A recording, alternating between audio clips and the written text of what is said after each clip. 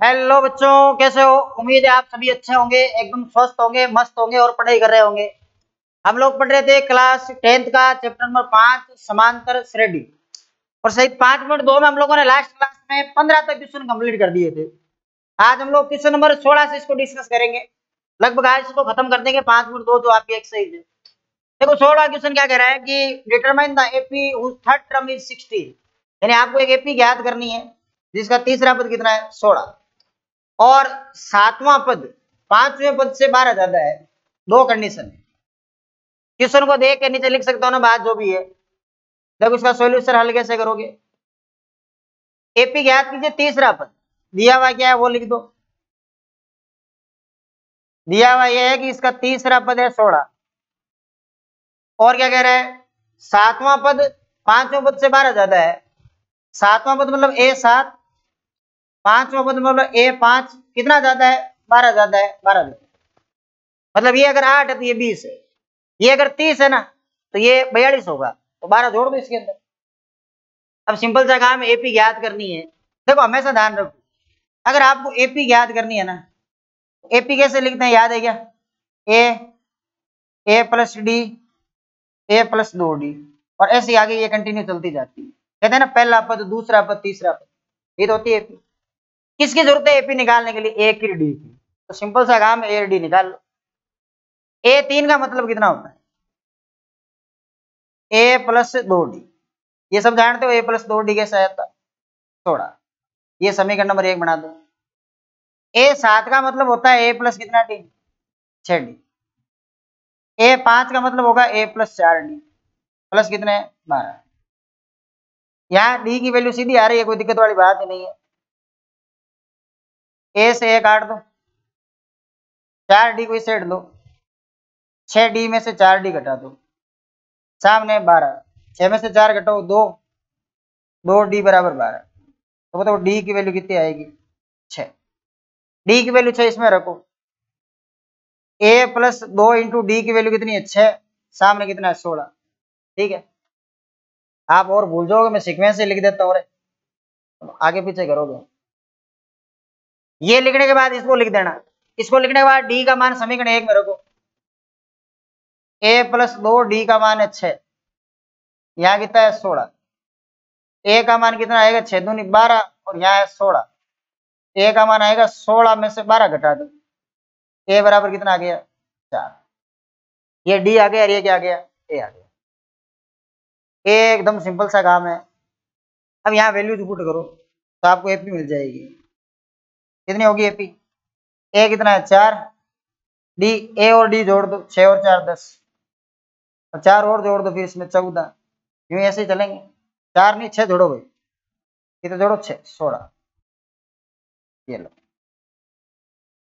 ए एकदम आसान क्वेश्चन है, कोई दिक्कत ही नहीं है। ये सब जानते हो ना, A2 मतलब ए प्लस डी होता है, A3 मतलब ए प्लस 2D होता है। ऐसे लिखना चाहते होंगे ना सभी को। अरे चैप्टर खत्म होने वाला है, 5.3 में आगे आने चाहिए अब लिखने। चलो इसको देखते हैं आगे कितने क्वेश्चन है। ये अच्छा क्वेश्चन है, किताब में हालांकि एक ही क्वेश्चन है ऐसा। ये भी आपको दे रखी है, अंतिम से 20वां पद ज्ञात करो। तो इसके लिए सूत्र बना हुआ है किताब, वैसे लिख सकते हो। बहुत सारे तरीके हालांकि इसके, तो आप अलग अलग तरीके लगा सकते हो। सूत्र याद रखना आप, कौन सा, ये वाला सूत्र कि L minus N minus 1 into D. अगर अंतिम से कोई सा भी पद पूछ ले, ये सूत्र याद रखें। ये सूत्र है भाई, ये दिमाग फिट करो। L का मतलब क्या होता है, अंतिम पद, जान दो ना। N का मतलब होता है पदों की संख्या, जो भी आपको पूछा जाए। और D का मतलब आप जानते हो, सार्वंतर होता है। क्या होता है, सार। ठीक है, अंतिम पद का मतलब कितना है, 253। Nवां पद, ये पदों की संख्या नहीं लगे, आप यूं ले लो Nवां पद। Nवां पद कौन सा पद पूछा है, 20वां। N का मान हो गया 20। D यहां से निकाल लेंगे। देखो क्या दिया हुआ है,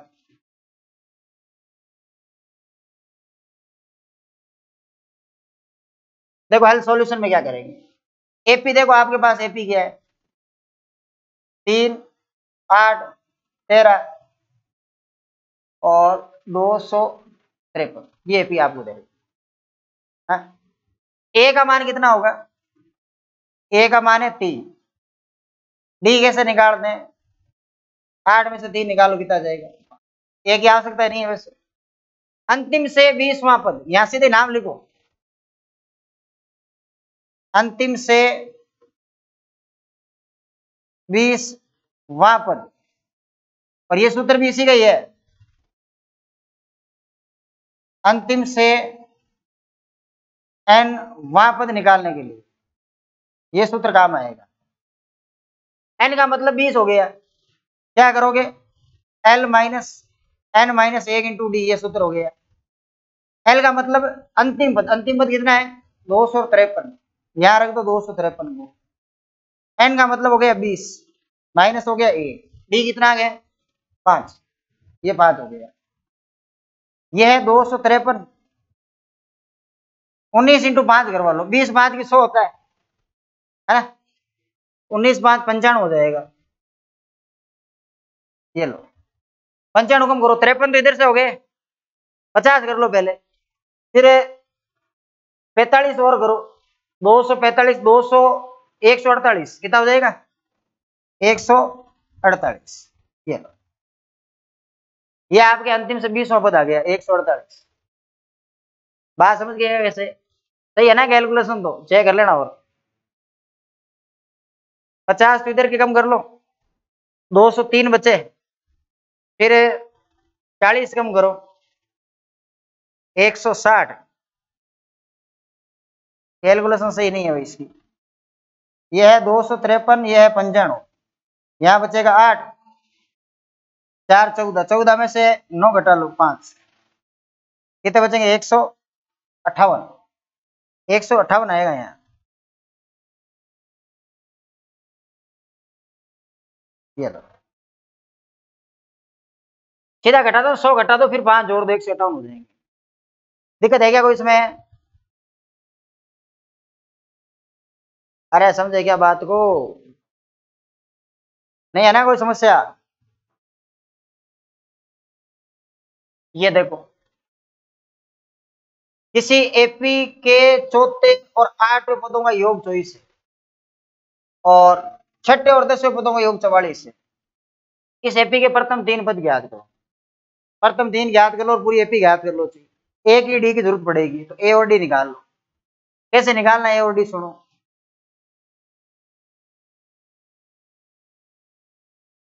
सॉल्यूशन में क्या दे रहेगा आपको ये बताओ, 8वें चौथे और 8वें पदों का योग 24 है, यहां लिखोगे दिया है,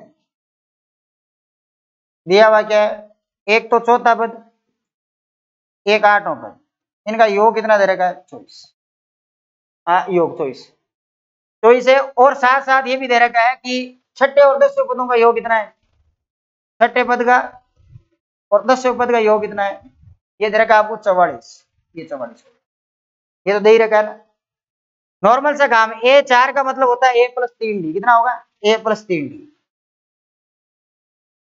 A8 का मतलब होता है A+7D, सामने कितना है 24, दोनों को जोड़ लो, ए कितना हो गया 2A, 7 और 3 कितने हो गए 10, डी बराबर कितना हो गया 24, यहां से 2 कॉमन ले लो, A+5D, कॉमन का मतलब होता है भाग देना, सामने कितना है 24, ठीक है 2 का भाग दे दो उधर, यहां तक दिखाई दे रहा होगा सही, A+5D 24 में 2 का भाग देंगे तो 12 बार जाएगा, इसको बना लो समझ में,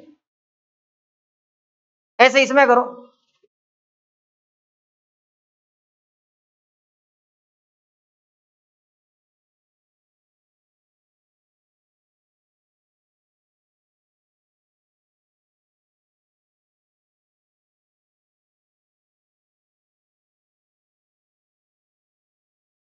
चलो देखो यही देख लो, A6 का मान है A+5 और A10 का मान होता है A+9, जान तो नहीं ये तो होता है, सामने 44, ए और ए हो गए 2A, 9 और 5 कितने हो गए 14, सामने कितना है 44, 2 कॉमन ले लो, कॉमन लेने का मतलब A 7d और 2 का भाग इसमें कितनी बार, 22 बार। समीकरण नंबर क्या हो गया, कैसे समझ रहे हो क्या, 2 इसमें से कॉमन लिया, 2 इसमें से कॉमन लिया। अब क्या करो, दोनों समीकरणों को सोल्व करके ए और डी निकाल लो। a + 5d सामने है 12, a + 7d सामने है 22, यहाँ माइनस और यहाँ माइनस, कट गया। 5d में से 7d घटा दो, माइनस का 2d माइनस का 10, मतलब डी की वैल्यू कितनी आएगी, माइनस से माइनस काट दो, 10/2, डी का मान आया 5, डी का मान कितना आ गया 5 आ गया। इस डी के मान को या तो समीकरण 1 में या समीकरण 2 में रख, ए का मान आ जाएगा। तो डी के मान को मैं एक काम करता हूँ, समीकरण 1 में रख देता हूँ, डी का मान रखूंगा तो a + 5, डी का मान कितना है 5, सामने कितना है 12, ये बात, डी का मान मैंने यहाँ रखा है 5, 5 और 5 गुणा करवा लो 25 हो जाएंगे, सामने कितना है 12, ए का मान आएगा 12 में से 25 कम कर लो, ए का मान आ जाएगा -13। ये कर लो एक बार, डी की वैल्यू 5 रख लो, चाहे किसी में रख लो आप, 7 × 35 कर लो, 8 × 5 13, -13 आने वाली। 3 पद चाहिए मेरे को, एपी के 3 पद कौन कौन से होते हैं, पहला पद ए खुद ही होता है -13, ए और डी दोनों को जोड़ो -8, ठीक है। अब डी है प्लस का 5 और कर लो, -3 हो जाएगा, ये 3 पद हो जाएगा। समझ रहे हो क्या बात को कैसे, हाँ इसको देखो ध्यान से, कोई दिक्कत है क्या,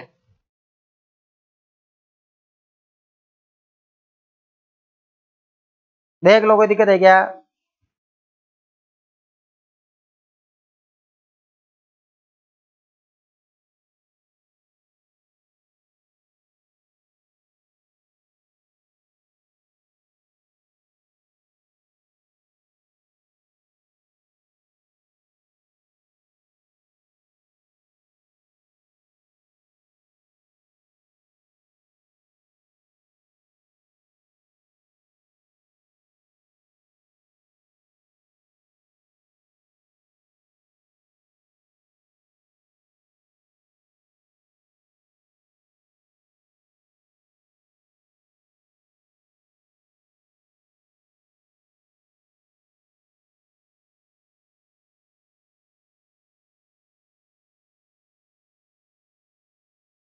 इस चीज को कर दो, दोनों को क्यों कर दो, अरे एक टाइप करवाना ना, समूचे वाला कर दो ना, 1.2 का कर दो आप, एपी का है अपने पास 5.3 तक, एक 12th क्लास वाला की पीटी तैयार कर दो, किसकी कर दो, हाँ हाँ इसमें कोई दिक्कत है क्या, ये क्या कोई प्रॉब्लम देख लो, नहीं है, चलो 2 क्वेश्चन और है, ये बताओ देखें, और ये बहुत इंपॉर्टेंट क्वेश्चन हमें ध्यान रखना, ऐसे क्वेश्चन बोर्ड में पूछ लिए जाते हैं, आरबीएससी 2025 लाइव क्वेश्चन है। क्या कह रहा है, सुब्बा राव ने 1995 में 5,000 के मासिक वेतन पर कार्य आरंभ किया, मतलब उसका स्टार्टिंग जो वेतन है वो 5,000 है,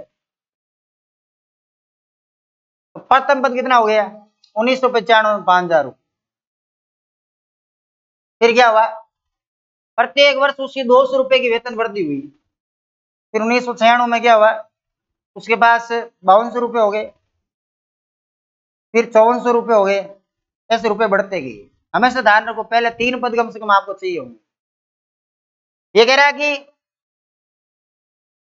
किस वर्ष में उसका वेतन 7,000 हो गया, ऐसा कौन सा वर्ष है जिसमें उसका वेतन कितना हो गया 7,000 हो गया, मतलब यहाँ आपको अंतिम पद दे रखा है 7,000, लास्ट में उसका वेतन कितना हो गया 7,000। अब 7,000 किस वर्ष में वो बताना है, तो एन का मान निकाल लो और क्या, या इसको ऐसा नहीं लिख के सीधा ही लिख लो, लिखने की जरूरत ही नहीं है। माना एनवें वर्ष में, एनवें वर्ष में उसका वेतन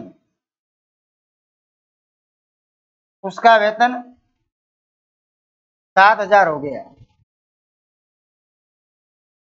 ठीक है, तो यहां देख लो ए की वैल्यू कितनी है 5000, डी आपको दे ही रखा है 200, एन की वैल्यू कितनी है अगर एनवें वर्ष में वेतन ये है तो एन कितना होगा 7000 होगा। वैल्यू निकालनी किसकी है, सिंपल से एन की निकालनी। सूत्र आप जानते हो एन बराबर होता है ए प्लस एन माइनस एक, इसको मैं लिख देता हूं एन माइनस एक इंटू डी, दिखाई दे रहा होगा नहीं चाहिए, ठीक है। अब देखो एन की जो वैल्यू है ना, एन की वैल्यू यहां रख दो, एन की वैल्यू कितनी आएगी 7000, ए की वैल्यू कितनी है 5000, एन की वैल्यू आपको ज्ञात करनी है, डी कितना है 200 है, ये 200 ये बनेगा क्या। अब कैलकुलेशन करो, इधर ले आओ इसको, 7000 में से कम कर लो भाई आप कितने 5000, सामने कितना है